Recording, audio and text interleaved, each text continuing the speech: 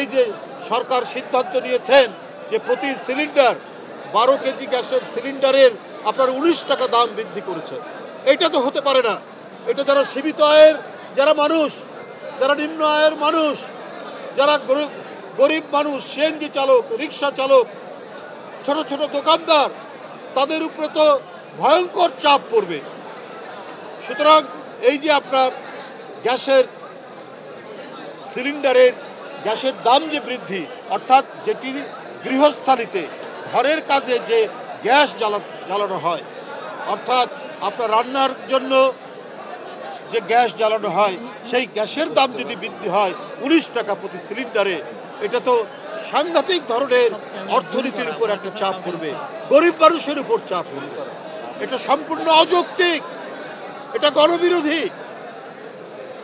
আপনার নির্বাচিত সরকার থাকলে এই ধরনের পরিস্থিতি আপনার হবে না। আমাদের দেশের জনগণ তার যে রাজনৈতিক পরিবর্তনের যে ক্ষমতা, সেই ক্ষমতা জনগণকে ফিরিয়ে দিতে হবে। অর্থাৎ যে ক্ষমতা কেড়ে নিয়েছিল শেখ হাসিনা, অর্থাৎ একটি সরকার কে হবে সেটা সমর্থন দেওয়ার মালিক হচ্ছে জনগণ। শেখ হাসিনা সেটা করেননি। তিনি নিজে ক্ষমতা কেড়ে নিয়েছিলেন ছাত্র জনতার রক্তস্রোতের মধ্যে দিয়ে, রক্তঝরা আন্দোলনের মধ্যে দিয়ে। সেই ভয়ঙ্কর স্বৈরাচার পালিয়ে গেছে এবং এখানে গণতন্ত্রের পথে এগিয়ে যাওয়ার একটি পরিবেশ তৈরি হয়েছে।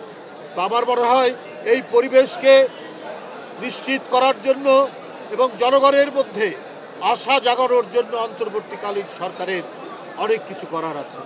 কারণ জনগণ চায়, তারা যে 16 বছর ভোট দিতে পারেনি, তারা ভোট কেন্দ্রে যেতে পারেনি, তাদের পছন্দসই প্রার্থীকে ভোট দিতে পারেনি, সেই পরিবেশ যাতে ফিরে না আসে, সেই পরিবেশ তৈরি করতে হবে অন্তর্বর্তীকালীন সরকারকে। আপনার সংস্কারের নাম দিয়ে তৈরি করা, কি বলে যে এই করব, ধোঁয়াশা তৈরি করে জনগণের দৃষ্টিকে ঝাপসা করা যাবে না।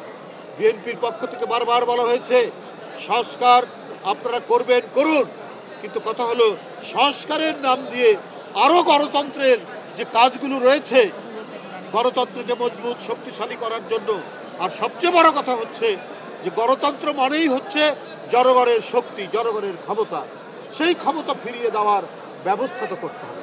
তার জন্য তারিখ নির্ধারণ করতে হবে। অন্তর্বর্তীকালীন সরকারের প্রথম এবং প্রাথমিক দায়িত্ব হচ্ছে একটি অবাধ সুষ্ঠু নির্বাচন। কে দল গঠন করবে না গঠন করবে সেইটা সেই ব্যক্তি বা সংগঠনের দায়িত্ব, কিন্তু এটা প্রধান উপদেষ্টার দায়িত্ব নয়।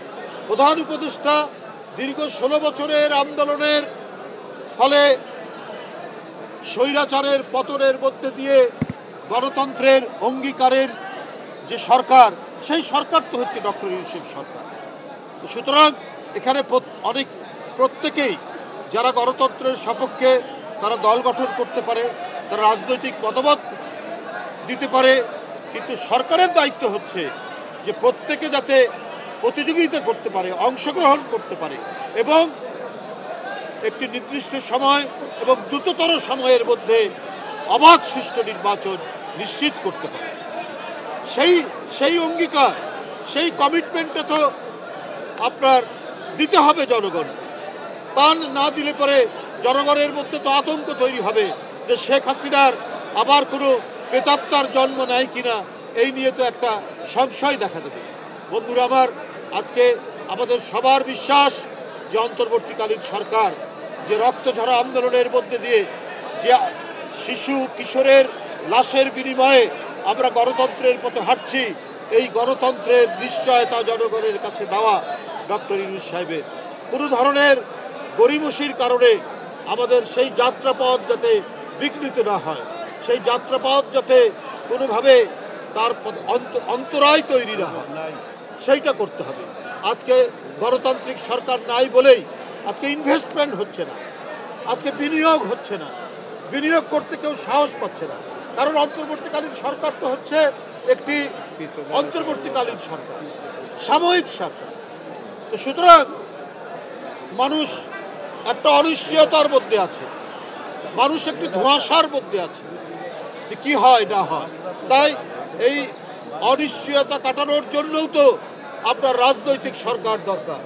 জনগণের ক্ষমতা জনগণকে ফিরিয়ে দিয়ে জনগণের ইচ্ছার প্রতিফলন সেই সরকারে যাতে ঘটে সেই পরিবেশ দরকার, এবং জনগণের কাছে জবাবদিহিমূলক সরকার ঘটে, সেটা একটি নির্বাচিত সরকারের মধ্য দিয়ে।